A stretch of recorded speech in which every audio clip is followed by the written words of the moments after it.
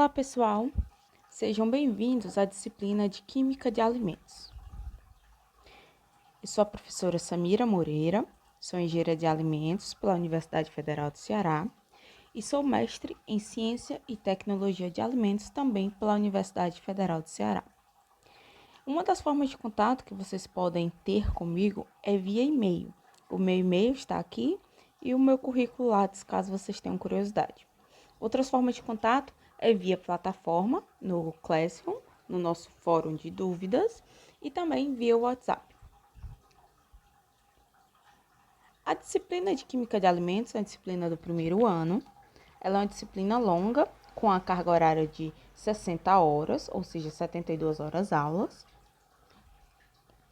E por objetivos gerais da nossa disciplina, temos capacitar o estudante em conhecimentos básicos sobre a química dos alimentos e as transformações dos componentes e características dos alimentos durante o processamento e armazenamento.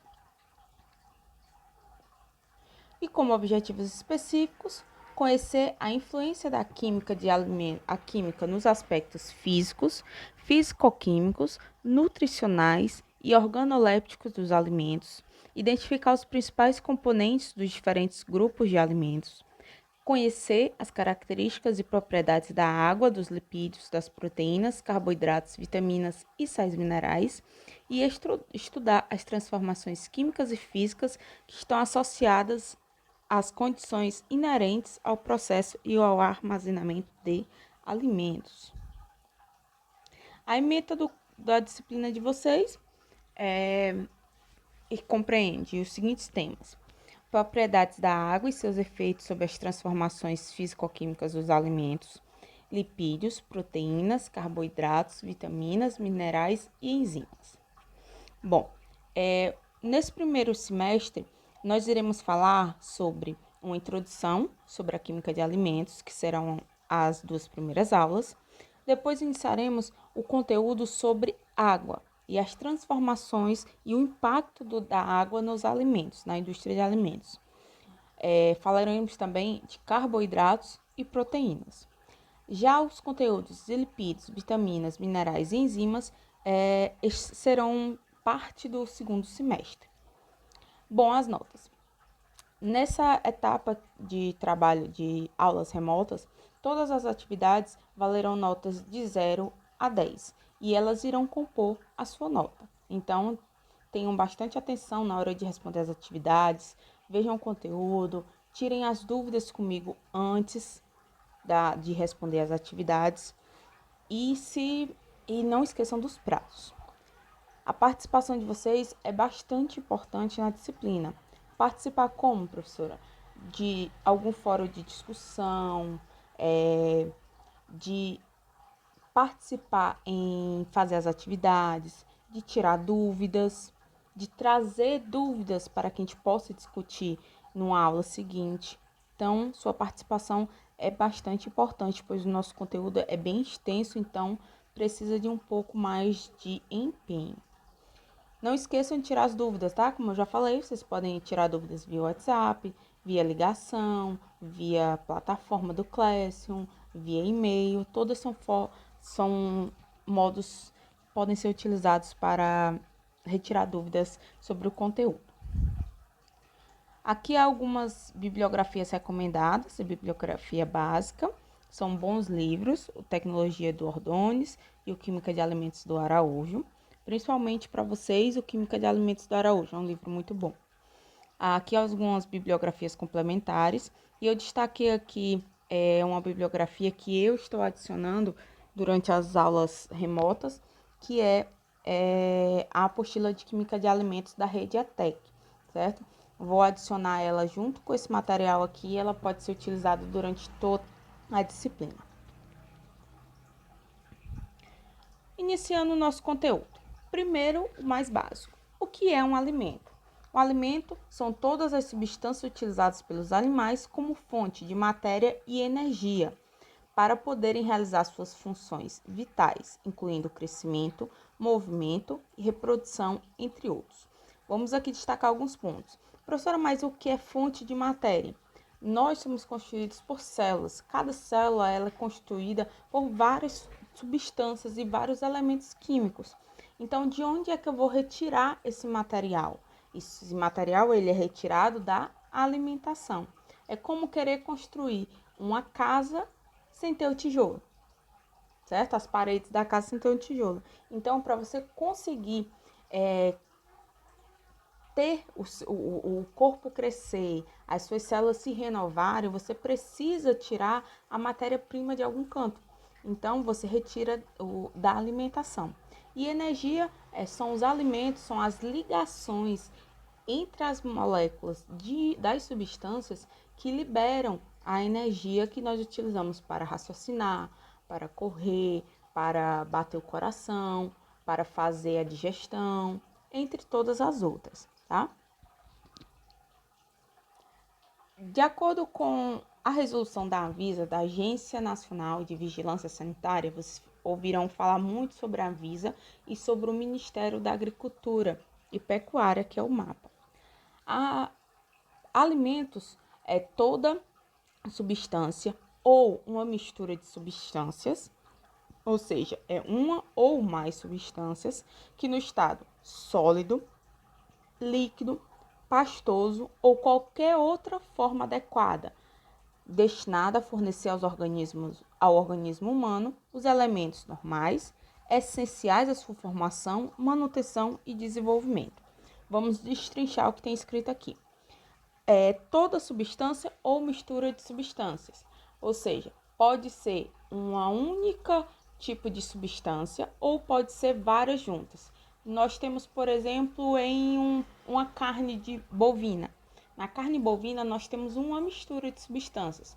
Nós temos proteínas, nós temos carboidratos, nós temos sais minerais, temos fibras, temos muitas substâncias. Então, é uma mistura de substância, tá? No estado sólido, líquido ou pastoso ou qualquer outra forma. Professora, qual é essa qualquer outra forma? Pode ser, por exemplo, em forma de gel.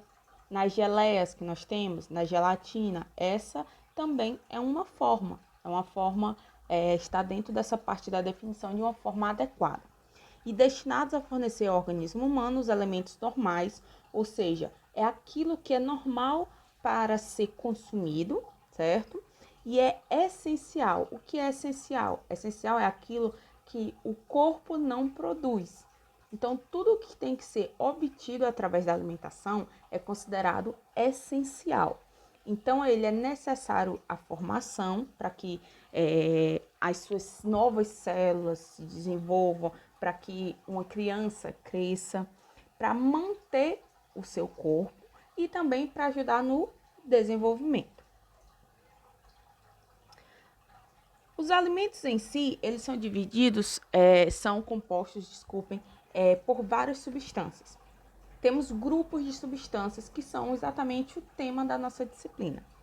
E essas substâncias, elas têm uma função nutricional no nosso corpo, mas também dentro da indústria de alimentos, elas têm outras funções, que nós chamamos de funções tecnológicas. Então, uma coisa é você pensar nos carboidratos a nível de nutrição, ou seja, eu preciso dos carboidratos na minha dieta para o meu corpo para quê? Mas eu também tenho algumas funções dos carboidratos que são utilizados na indústria de alimentos não com intuito nutricional, mas para poder dar uma textura diferente, para poder dar uma coloração diferente, dar um sabor diferente, que não necessariamente tem foco nutricional. Então, a gente sempre vai falar desses dois aspectos, a parte nutricional e também a parte por que a indústria usa em outras funções, que nós chamamos de funções tecnológicas. Bom, os alimentos são constituídos basicamente por esses grupos: carboidratos, proteínas, lipídios, água, sais minerais, vitaminas e outros. O que são esses outros? São, por exemplo, substâncias que não são necessárias para a nossa sobrevivência, mas que estão ali e é um bônus a mais para a nossa nutrição. Que seriam, por exemplo, os antioxidantes, tá? Que nós falaremos um pouco mais na frente. Bom, Vejam aqui na figura dos carboidratos, são exemplos de alimentos que são ricos em carboidratos. Dizer que algum alimento é rico em alguma coisa não significa que ele é apenas essa coisa. Eu dizer que o pão é rico em carboidratos não significa que ele é só carboidrato, mas ele é considerado uma fonte com muito carboidrato, porque os carboidratos, eles são um percentual muito grande em relação a outras substâncias, em relação a proteínas, aos lipídios e entre outros, certo? Então, não é que tenha só carboidrato. Vamos lá. Exemplos de fontes de carboidrato. Nós temos macarrão, pão, as batatas, os cereais, arroz, centeio, trigo, cevada, aveia. Em relação aos lipídios, nós temos os grupos dos lipídios. Lipídios é o nome químico para o grupo dos óleos e gorduras, certo? Então, alimentos que têm a grande maioria dos alimentos tem uma percentual de lipídios, mas os alimentos que apresentam maior quantidade de lipídios, nós consideramos como fonte de lipídios. São eles, por exemplo, os óleos de soja, de milho, óleo de algodão, os azeites, a margarina, a manteiga, a nata, tudo que a gente popularmente chama que é muito gorduroso, ok? Os chocolates também são grandes fontes de carboidrato, mas também há frutas que têm uma grande quantidade, como o abacate, o coco, e também os cereais. Cereais também têm uma certa quantidade como o milho, ele tem uma boa quantidade de lipídios. As proteínas, nós temos como principais fontes de proteínas, nós temos as carnes, bovina, suína, os peixes, nós temos também ovo, e também há muito vegetal alimento vegetal que tem uma grande quantidade de proteína, amendoim, grão de bico, entre outros. Nós falaremos com mais destaques num tema sobre proteínas vegetais na aula de proteínas. Já as vitaminas e os sais minerais estão presentes, como são um grupo muito grande de substâncias, eles estão presentes em quantidades relativamente pequenas em vários tipos de alimentos. Óbvio que alguns alimentos têm um destaque maior para um tipo de vitamina, um tipo de cereal, de sal mineral, entre outros. Por exemplo, já ouviram falar que a acerola tem muita vitamina C? Vitamina C é o ácido ascórbico, que é uma vitamina que nós precisamos consumi-la numa quantidade mínima diariamente. Mas não é que a acerola só tenha vitamina C. Ela vai ter carboidrato, ela vai ter sais minerais, ela vai ter outras vitaminas. Mas ela, por ter um destaque maior em vitamina C, ela é mais conhecida por ser fonte de vitamina C. E a água também está presente em todos os alimentos. E vocês vão ver que a água tem um impacto muito grande sobre os alimentos. Esses componentes, eles podem ser divididos em macro ou micronutrientes. O que são macronutrientes? Macronutrientes são os nutrientes que nós necessitamos ingerir em grandes quantidades. O que é uma grande quantidade? Em quantidades em valores de gramas. 100 gramas, 75 gramas, em gramas, que são os carboidratos, as proteínas e os lipídios. Já os micronutrientes, eles são os conjuntos de substâncias que são necessários à nossa alimentação, serem ingeridos em pequenas quantidades, miligramas ou microgramas. Lembrando que 1 grama são 1000 vezes maior do que 1 miligrama e 1 miligrama é 1000 vezes maior do que 1 micrograma. Então, 1 grama é 1 milhão de vezes maior do que 1 micrograma. As funções principais dos nutrientes. Para fornecer, existem várias funções, mas principalmente para fornecer energia são os carboidratos e os lipídios, para regular todas as ações do nosso corpo, vitaminas, os sais e a água, e também a função plástica, ou seja, a função de moldar, de construir células, tecidos. Nós temos principalmente proteínas, lipídios, sais e água. Aqui eu mostro uma tabela nutricional que vocês vão ver mais sobre tabela nutricional, rótulo, no segundo ano, na disciplina de embalagem, mas eu quero que vocês já tenham o costume de olhar os rótulos. E nós vamos aprender todas essas palavras: carboidratos, proteínas, gorduras, gordura trans, fibra, sódio. Nós vamos entender tudo o que isso significa com a nossa disciplina. Também vejam a lista de ingredientes. Tem várias palavras difíceis, mas que vocês vão guardando e nós vamos desvendando no decorrer da disciplina. O que é a química de alimentos? A química de alimentos é um dos tópicos dentro da chamada ciência de alimentos, que trata da composição e as propriedades dos alimentos, bem como as transformações químicas que sofrem durante a manipulação, ou seja, enquanto o alimento está sendo preparado, está sendo processado e está sendo armazenado. Já perceberam aquele cheiro de ranço numa margarina quando você deixa ela num lugar muito quente? Isso é uma transformação química, certo? Então, a gente vai estudar por que isso acontece. Por que a massa do pão, que é branquinha, quando vai para o forno, a casca fica escura? Isso é uma transformação química. Isso que nós vamos estudar, além da parte nutricional. As características estudadas compreendem as propriedades químicas dos alimentos, derivados tanto de tecidos processados, tá? Como de proveniente de fluidos e também de matéria unicelular.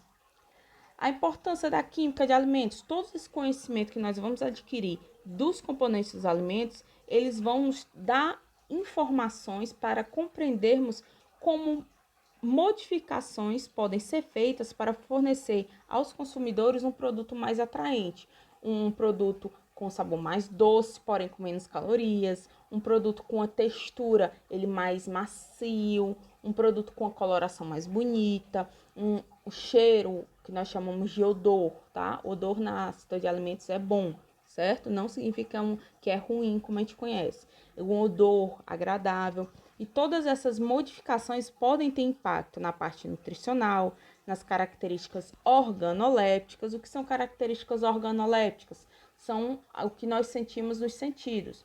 O cheiro, o sabor, a textura, a cor, tá? E todas essas características e as funções tecnológicas vão ter impacto para você produzir um produto de melhor qualidade. Algumas perguntas que nós vamos desvendar, algumas delas, tá? Durante a nossa disciplina. Por que o leite possui coloração branca? Por que o consumo de alimentos ricos em antioxidantes é importante para a alimentação? Por que a clara do ovo fica branca após fritar um ovo, que ela é transparente, né? Aí com calor ela fica branca. Por quê? O nome disso é desnaturação proteica. Nós veremos na aula de proteínas. Como é possível uma substância proporcionar um sabor doce e ter valor calórico mais baixo do que açúcar, tá? Então, aqueles adoçantes, aqueles produtos com menos caloria, como é que isso é possível? Também, por que um biscoito perde a crocância quando o pacote não é bem fechado? Aquela mania de você comer um biscoito, não querer dividir, aí vai guardar o biscoito apressado e não fecha o biscoito direito. Quando vai comer, tá mole. Por quê? Como é possível comprar substâncias chamadas de aromatizantes? Tem aroma de mel, aroma de coco. Como é que isso é possível? Por que a margarina rancifica com aquele cheirinho de ranço, né? E por que o pão adquire a coloração marrom na casca depois que sai do forno? São algumas das nossas perguntas. Outras, por que o pão cresce com fermento? A massinha é pequena e depois fica bem grande. Por que as frutas in natura, ou seja, aquela fruta que ela não foi cortada nem nada, ela só foi lavada, tem uma menor validade do que os alimentos que são secos? Quem é que dura mais? O leite em pó ou o leite líquido? Tá? Ou uma maçã no formato de geleia ou uma maçã in natura, que está só lavada, só higienizada? Por que tem essa diferença de prazo de validade? Porque o açúcar carameliza com temperaturas altas. Quando vai fazer calda de pudim, você mistura a água com açúcar e fica algo transparente, né? Um líquido transparente. Aí você leva para o forno e ele fica marrom. Por quê? Esse processo chama de caramelização, nós veremos na aula de carboidratos. E por que que a maçã escurece algum tempo depois de ser cortada? São perguntas muito interessantes que nós veremos na nossa disciplina. E vou trazer de vez em quando algumas palavras que eu aconselho vocês a anotarem, procurarem as definições ou retirar as definições no decorrer das nossas aulas e irem guardando essas informações, porque elas vão ser muito importantes para complementar o seu conhecimento. Aqui algumas palavras iniciais, nós não teremos tantas assim em todas as aulas, mas quando juntar uma quantidade boa eu vou colocando. E anotem, né? Dê um pause aí e anotem essas palavras e termos. Aqui algumas referências, façam os exercícios, enviem suas dúvidas e tchau, tchau!